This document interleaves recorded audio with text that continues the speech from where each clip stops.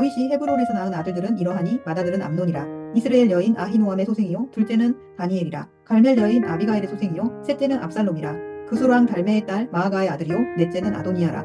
하깃의 아들이요 다섯째는 스바다라. 아비달의 소생이요 여섯째는 이드르암이라. 다윗의 아내 에글라의 소생이니 이 여섯은 헤브론에서 나왔더라. 다윗이 거기서 7년 6개월 다스렸고 또 예루살렘에서 33년 다스렸으며 예루살렘에서 그가 낳은 아들들은 이러하니 시므아와 소밥과 나단과 솔로몬 네 사람은 다 암미엘의 딸 바수아의 소생이요 또 이팔과 엘리사마와 엘리벨렉과 노가와 네벡과 야비야와 엘리사마와 엘야다와 엘리벨렉 아홉 사람은 다 다윗의 아들이요 그들의 누이는 다말이며 이 외에 또 소실의 아들이 있었더라. 솔로몬의 아들은 르호보암이요 그의 아들은 아비야요 그의 아들은 아사요 그의 아들은 여호사밧이요 그의 아들은 요람이요 그의 아들은 아하시야요 그의 아들은 요아스요 그의 아들은 아마샤요 그의 아들은 아사랴요 그의 아들은 요담이요 그의 아들은 아하스요 그의 아들은 히스기야요 그의 아들은 므낫세요 그의 아들은 아몬이요 그의 아들은 요시야이며 요시야의 아들들은 맏아들 요하난과 둘째 여호와김과 셋째 시드기야와 넷째 살룸이요 여호와김의 아들들은 그의 아들 여고냐 그의 아들 시드기야요 사로잡혀 간 여고야의 아들들은 그의 아들 스알디엘과 말기람과 부다야와 세낫살과 여가мя와 호사마와 느다벼요 부다야의 아들들은 스룹바벨과 시므이요 스룹바벨의 아들들은 무술람과 하나냐와 그의 매제 슬로밋과 또 하수바와 오헬과 베게랴와 하사다와 유삽헤셋 다섯 사람이요 하냐냐의 아들은 블야다와 여사야요 르바야의 아들 아르난의 아들들 오바댜의 아들들 스가냐의 아들들이니 스가냐의 아들은 스마야요 스마야의 아들들은 하투스와 이갈과 바리야와 느아랴와 사밧 여섯 사람이요 느아랴의 아들은 에료에네와 히스기야와 아스리감 세 사람이요 에료에네의 아들들은 호다위와 엘리아십과 블라야와 아콥과 요하난과 들라야와 아나니 일곱 사람이더라.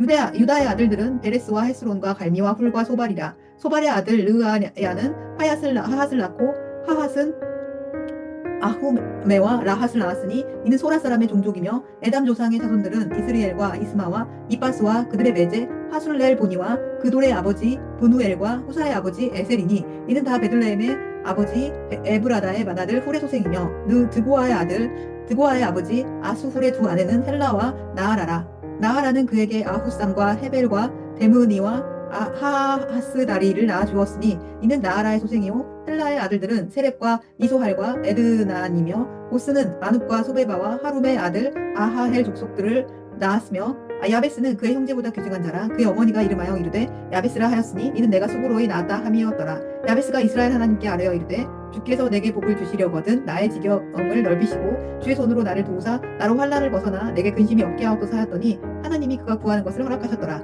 수아의 형 글룹이 무힐을 낳았으니 무힐은 에스돈의 아버지요 에스돈은 베드라파와 바세어와 이르나하스의 아버지 그힌나를 낳았으니 이는 다 네가 사람이며 그나스의 아들들은 온니엘과 스라야요 온니엘의 아들은 하다시며 무호돈의 오브라를 낳고 스라야는 요압을 낳았으니 요압은 게하라심의 조상이라. 그들은 공장이었더라. 여분네의 아들 갈렙의 자손은 이루아엘라와 나함과 엘라의 자손 그나스요 여할랄렐의 아들은 십과 시바와 디리아와 아사렐이요 에스라의 아들들은 예델과 메렉과 예벨과 얄론이며 메레스 미리암과 삼메와 에스드모아의 조상 이스바를 낳았으니 이는 메레시 아내로 맞은 바로의 딸 비디아의 아들들이며 또 그의 아내 여후디아는 그 돌의 조상 예렉과 소고의 조상 헤벨과 사노아의 조상 여후디엘을 낳았으며 나함의 누이인 호디아의 아내의 아들들은 가미 사람 그일라의 아버지와 마아가 사람 에스드모아며 시몬의 아들들은 암몬과 린나와 베하난과 딜론이요 이시의 아들들은 소헷과 벤소헷이더라. 유다의 아들 셀라의 자손은 레가의 아버지 엘르와 마레사의 아버지 라하다와 세마포 짜는 자의 집 곧 아스베야의 집 종족과 또 요긴과 고세바 사람들과 요하스와 모압을 다스리던 사람과 야수비네헤미니 이는 다 옛 기록에 의존한 것이라. 이 모든 사람은 토기장이가 되어 숲풀과 산을 가운데에 거주하는 자로서 거기서 왕과 함께 거주하면서 왕의 일을 하였더라. 시므온의 아들들은 느무엘과 야민과 야립과 세라와 사울이요 사울의 아들은 살룸이요 그의 아들은 밉삼이요 그의 아들은 미스바요 미스바의 아들은 함무엘이요 그의 아들은 삭불이요 그의 아들은 시므이라. 시므이에게는 아들 16과 딸 6이 있었으나 그의 형제에게는 자녀가 몇이 못되니 그들의 온 종족이 유다 자손처럼 번성하지 못하였더라.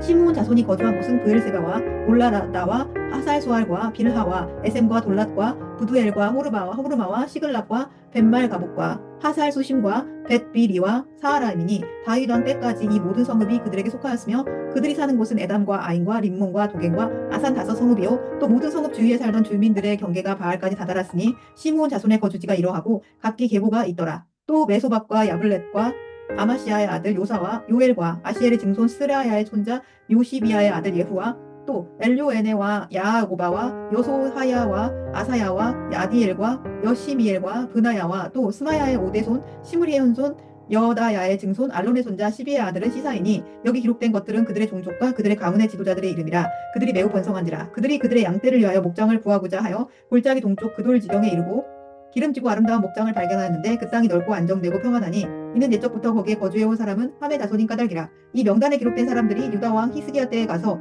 그들의 장막을 쳐서 무찌르고 거기에 있는 모우님 사람을 쳐서 진멸하고 대신하여 오늘까지 거기에 살고 있으니 이는 그들의 양떼를 먹일 목장이 거기 있음이며 또 시므온 자손 중에 500명이 이시의 아들 블라다와 느아랴와 르바야와 우시엘을 두목으로 삼고 세일산으로 가서 피시나라 살아남은 아말렉 사람을 치고 오늘까지 거기에 거주하고 있더라.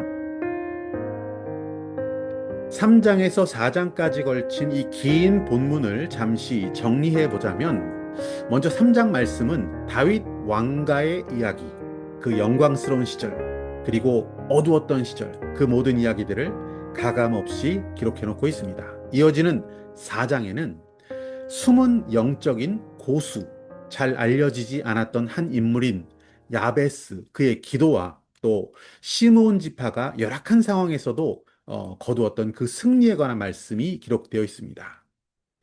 오늘은 이 본문의 긴 말씀 가운데 기도의 모범을 보였던 인물, 21세기가 되기 전까지는 별로 유명하지 않았던 한 인물, 야베스에 대해 살펴보고자 합니다.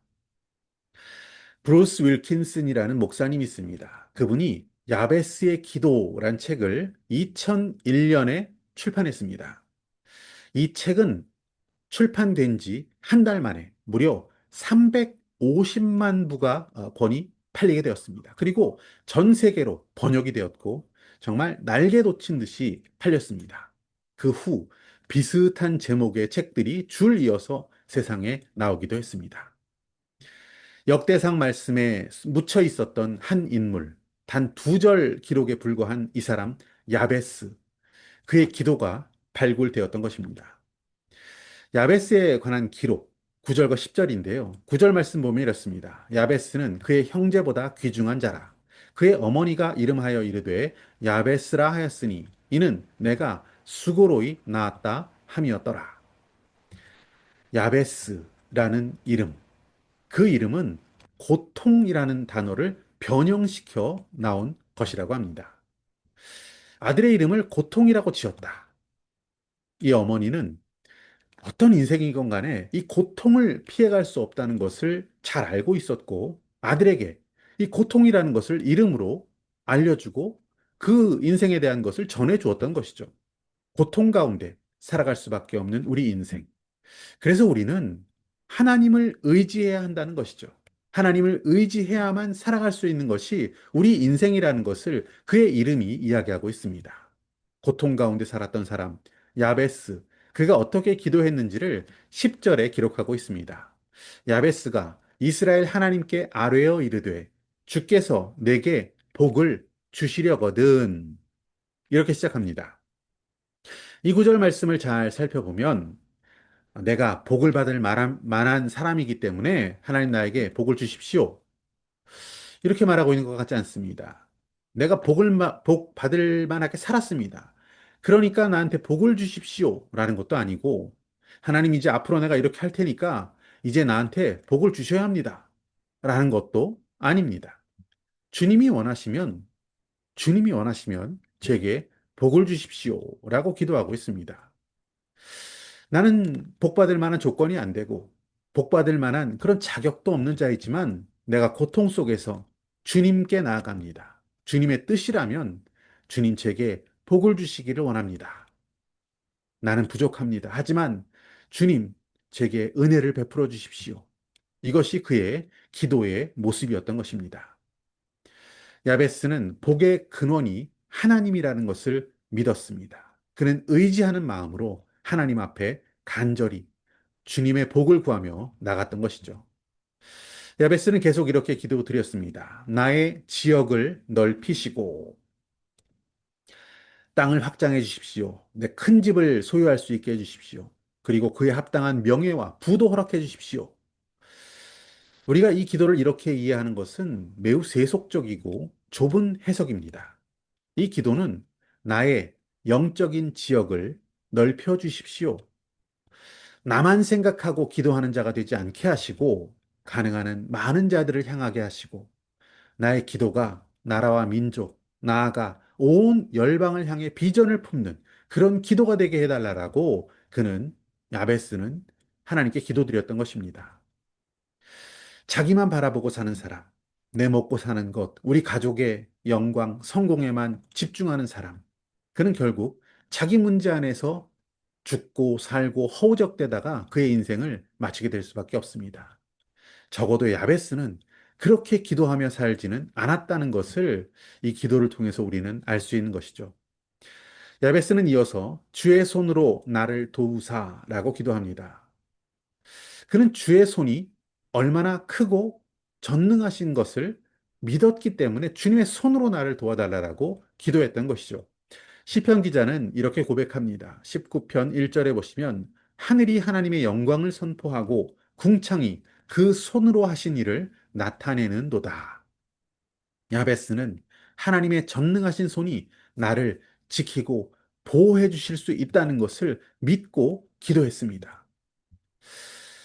그는 이 10절 말씀, 이 짧은 구절의 한 구절의 이 간구 속에서 우리가 도대체 왜 기도해야 하는지를 정말 그 가장 중요한 기도의 이유를 우리에게 제시해 주고 있는 것입니다.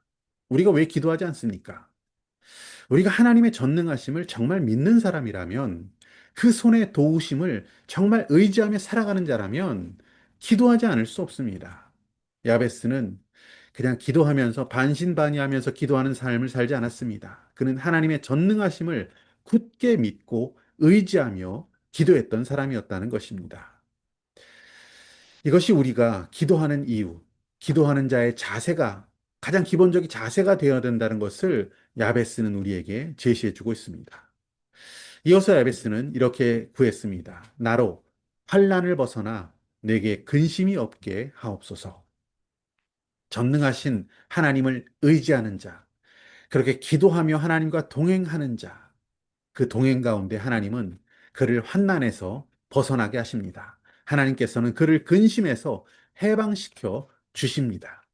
야베스는 오늘 우리에게 매우 중요한 기도 한 절을 남겨 주었습니다. 그가 남긴 한 절의 기도는 우리가 기도해야 할 내용, 기도의 자세는 물론 기도에 대한 큰 도전과 동기를 온 세상과 또 저 여러분에게 부여하고 있습니다.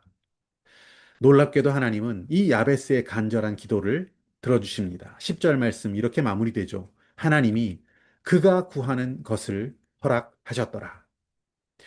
저와 여러분도 야베스처럼 기도할 수 있는, 하나님께서 우리가 구한 것을 다 허락하시는 복을 누리는 이 시대의 야베스로 살아갈 수 있기를 소망합니다.